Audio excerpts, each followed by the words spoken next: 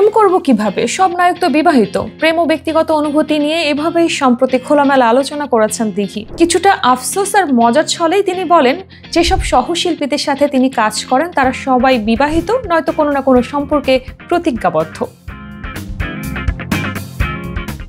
একটি অনুষ্ঠানে প্রশ্নোত্তর পর্বে এক পর্যায়ে সঞ্চালক তাকে প্রশ্ন করেন, প্রেম নিয়ে আপনার ধারণা কি? কাজ করতে গিয়ে কারো প্রেমে মজেছেন কখনো?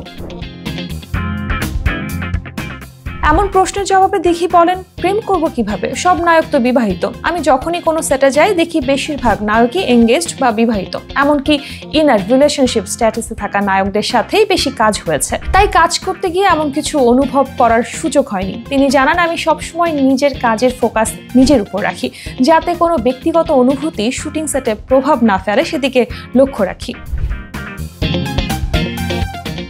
শিশু শিল্পী হিসেবে সিনেমা জগতে পা রাখেন দিঘি।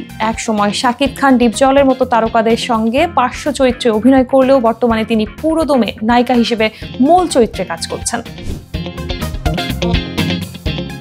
তবে মোবাইল অপারেটর কোম্পানি গ্রামীণফোনের ময়না পাখির বিজ্ঞাপনে অভিনয় তাকে রাতারাতি খ্যাতি এনে দেয়। কাজী হায়াত পরিচালিত কাবুলিওয়ালা দিঘির অভিনীত প্রথম চলচ্চিত্র। 2006 সালে এই সিনেমায় অভিনয় করে জাতীয় চলচ্চিত্র পুরস্কার জিতে নেন দিঘি। এরপর 2008 সালে এক টাকার বউ এবং 2010 সালে চাচ্চু আমার চাচ্চু চলচ্চিত্রে অভিনয়ের কারণে শ্রেষ্ঠ শিশু চলচ্চিত্র অভিনেত্রী হিসেবে জাতীয় চলচ্চিত্র পুরস্কার জয় করেন।